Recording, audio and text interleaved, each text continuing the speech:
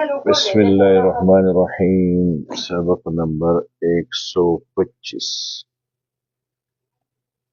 مولا علی قاری رحمت الله علیه په خپل کتاب الاسرار المرفوعه فی الاخبار الموضوعه صفحه 324 اولنی جلد کی 272 نمبر روایت نقل کړي. الفاظ داری تفترق امتی على 70 فرقة كلهم في الجنة الا فرقة واحدة.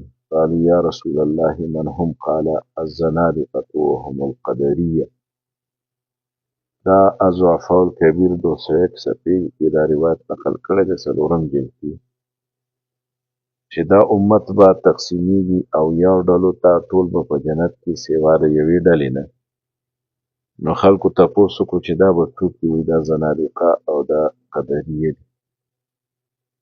اصل کې په دې روایت کې په مولا علی قاري باندې اشتباه راغلې ده، او دا چا چې دا روایت واورېدو په هغې باندې په هغوی دا اشتباه راځي.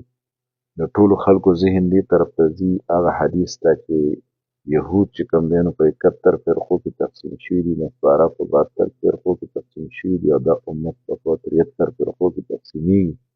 هغه جدا روایت دی او دا جدا روایت دی. هغه روایت کې دا دي چې دا 73 فرقې ټول به په جهنم کې سوای د یوې فرقې نه چې هغه ما انا علیه و اصحابي دي. او دا روایت چې کوم دی په دې کې دا دي چې دا ټول به جنت ته ځي سوا د یوې فرقې نه چې هغه زنادقه او قدریه دي.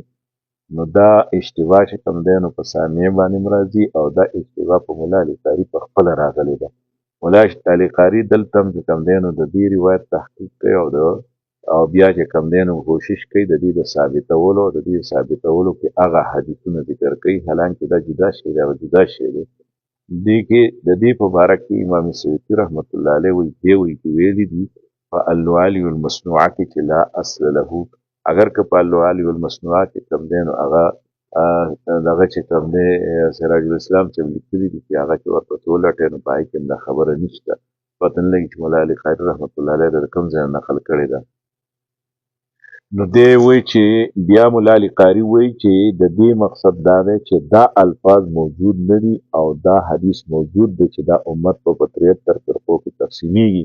او دغه حدیث چې کوم دی نو ابو داود او ترمذي نقل کړی دی.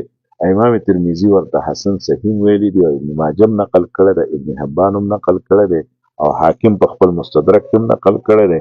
او حاکم په مستدرک کې ورته بیا دا ویلي دي چې دا هذا حدیث کثر فی الاصول، چې دا په اصولو کې دا حدیث زیات راغلی دی. او بیا وایي چې علامه زرکشي دا د بیهقي نه په بیهقي کې نقل کړی دی، د علامه زرکشي نقل کړی د بیهقي نه، او په بیهقي کې دا د ابو هریره رضی الله تعالی عنه روایت دی چې افترقت اليهود على 71 فرقة وتفرقت النصارى على 72 فرقة وتفترق امتي على 73 فرقة.